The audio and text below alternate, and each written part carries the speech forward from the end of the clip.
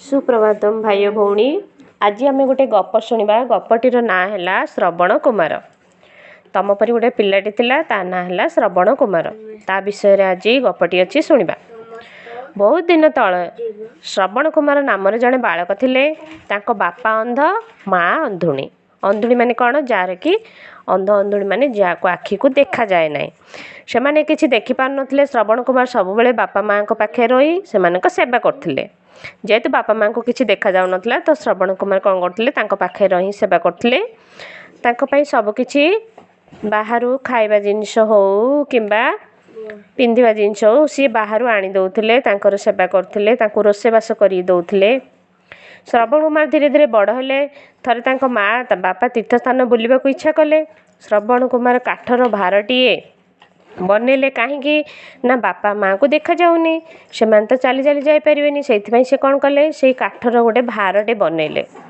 से भार दुई पटे गोटे लेखाएं बड़ टोकेई, एमती बड़ टोकेई झुलेई से बापा माँ को बसाइले। से निज कांधरे भार को बही से अनेक तीर्थ स्थान बुलेइले।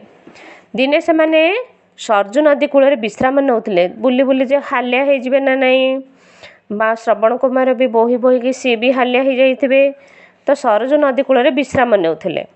तांको माँ बापा को शोष लागिला। से कलसी नहीं नदी पानी आनिया को गले। एई समय अयोध्यार राजा दशरथ सेटाकू शिकार करने को आसिथिले। श्रवण कुमार कलसी रे पानी भरिबा समय घड़घड़ शब्द शुणी राजा भाविले हरिणटीए पानी पिउची। आ सी का मनीष को देखी नांदी, सी भाविले हरिणटीए पानी पिउची। दशरथ से दिग को लक्ष्य करी शब्द भेदी सर मारिदेले। सरटी जाई श्रवण कुमार छाती रे बाजिला।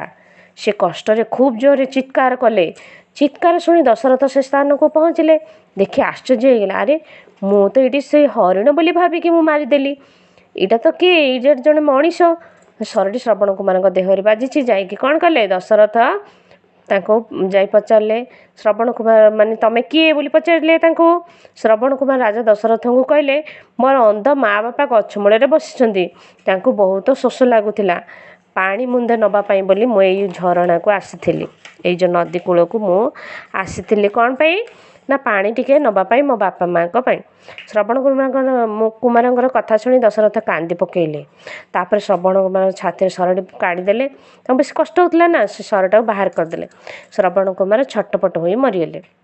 दशरथ पानी नहीं कोड़ी जीवे।